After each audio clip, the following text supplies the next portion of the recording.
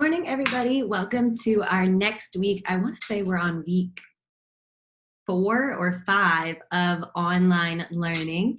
And what's crazy to think about is that this time in the year, you guys would actually be in the middle of TCAP testing, which means we would have finished all of our instruction. And at this point, we would just be doing review to get you guys ready for the test and then to get ready for 4th grade. So even though we're not going back to school this year, which I am very sad about, and there is no TCAP, what we're going to do for the next few weeks, because technically we've covered everything you guys were supposed to learn in 3rd grade math, which is awesome.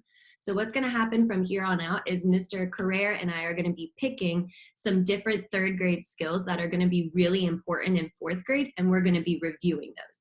So for the next 2 weeks, we're going to be reviewing fractions. We're going to do a fractions mini unit because fractions are going to be a big part of 4th grade, and we want to make sure that you guys are ready and have remembered everything we've learned in 3rd grade. So with that being said, here is our I can statement for today. I can identify fractions in unit form and fraction form based on a model. So we'll be talking about those 2 forms a little bit more today. Before we jump into that, let's go ahead and start with our fluency activity. And our fluency activity is going to be a review from last week with shapes. So what's going to happen is Ms. Smith is going to show you some shapes. I want you to help me name the shape and describe its attributes. Parallel lines, perpendicular lines, number of sides, number of angles. Are there any right angles? Anything like that. So if you need to pause, go get a piece of paper and a pencil. Or if you just want to shout out as I'm going along, that is fine too. Here is your first shape.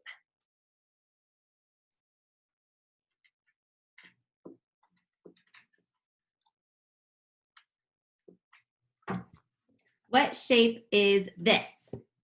This is a square. Wow, how do we know that this is a square? What does it have that makes it a square? What types of angles do we see? 4 right angles. And then what do we notice about all the sides? All 4 sides are equal. Do we see any parallel sides? Quickly, parallel sides. Remember, 2 sides that run side by side and never touch. I see here, and then this side and this side. Awesome. Do we see any perpendicular lines? Remember, we can know a line is perpendicular if 2 lines are perpendicular if they form a right angle. So here is a perpendicular line, here, here, and here. Awesome job. Let's do another shape.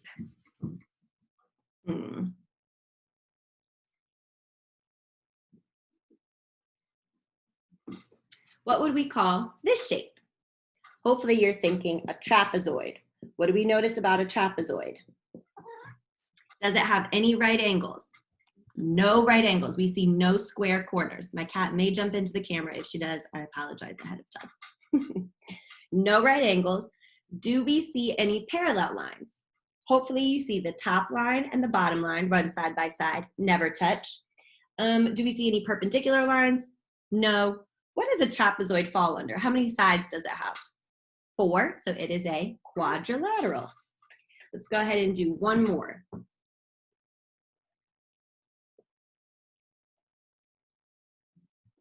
What shape is this? Now, yes, hopefully you're thinking it's a triangle, but it's a special kind of triangle. What kind of triangle is this? I'll give you a hint. Think about the angle we see. This is a right triangle. The reason we know it's a right triangle is because it has exactly 1 right angle. This angle and this angle are not right angles because they don't have that perfect square. So a triangle has 3 sides. It has 1 right angle. We see 1 pair of perpendicular lines where the right angle is formed. No parallel lines. Awesome job. Let's go ahead and jump into math for today. As I mentioned before, we're going to be talking about how to record fractions and identify them both in unit form and fraction form. So what I have behind me, and I guess my cat is going to help me demonstrate today. What we have behind me is a chart, and we're actually going to use this chart on Monday and Tuesday. So for today, though, we're not going to worry about the number bond piece. We'll talk about that tomorrow. So for right now, I just want us to pay attention to the unit, the models that we see, unit form and fraction form. When Ms. Smith says unit form, that is when we write the fraction by spelling the unit that it's in. And when I say unit, that means how many parts it's partitioned into. So for example, if I give you a shape like this or a model like this, and it's cut like this, in unit, what fraction does this show? How many parts are there? Hopefully you're saying 4. How many of them are shaded? 1. So the fraction in fraction form would be 1/4. When we write it in unit form, we take the fraction, 1, and then we spell out the unit, 4th. So we wouldn't write 1/4, we would write 1/4. So just like up here with this fraction, we count my total number of parts. I have 1, 2, 3, 4, 5, 6 parts, so I know it's partitioned into 6, and I see 2 parts shaded. Therefore, that gives me 2/6. My fraction is 2/6 as a fraction form. Let's look at our next one together. First, let's look at the fraction, the model. How many parts do we see it's partitioned into? 1, 2, 3, 4. So we know it's partitioned into fourths. How many parts do we see are shaded? 1, 2, 3. So in unit form, it's 3/4. So I'm going to write the number 3 and spell fourths. And then when I want to write it as a fraction, remember you guys, we can either do it with a diagonal line like this or a horizontal line like this, 3/4. Let's look at our next one. Actually, does anyone recognize what shape this is before I partitioned it?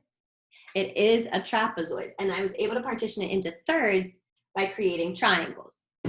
And hopefully we see that one of those triangles is shaded out of 3 total triangles. So this would be 1/3. And then my fraction is 1/3. Let's go ahead and do our last one. This one has a lot of parts. Hopefully you see that it's a rectangle. Let's count the number of parts.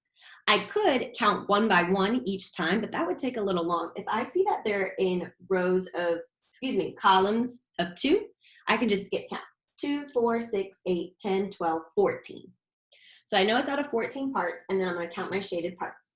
2, 4, 6, 8. 8/14. So I'm going to write the number 8/14. And then I'm going to write it as a fraction. 8/14.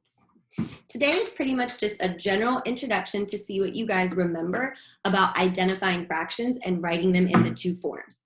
So what I want to go ahead and do is show you what your classwork is going to look like for today so we can go over it quickly. So here is your classwork. It is a page from an old problem set that we've done. And if you notice, the chart looks very similar to what we just did on our anchor chart. You will have different shapes, just like this. The first box tells you total number of equal parts. So let's look at A. How many parts do we see it shaded into? 1, 2. So I would write 2 equal parts. The total number of equal parts shaded. I see 1 part that's shaded, so I'd write 1. Unit form. Remember, unit form is when we spell it out, so I would write the number 1 and spell out half. HALF. And then fraction form, I would write 1/2. And that is what you would do for this whole chart. Now, again, if you don't have a printer at home, that is totally fine. What I would ask that you do is get a piece of paper and write A, B, C, D, E, and F. And I would just kind of list it out. You would write 1 equal part, or excuse me, 2 equal parts, 1 shaded part, 1/2, and then write it as a fraction, 1/2. And that is totally fine. I can't wait to see what you guys do on your classwork. Remember, don't hesitate to call, reach out if you have any questions. Have a good day. Bye.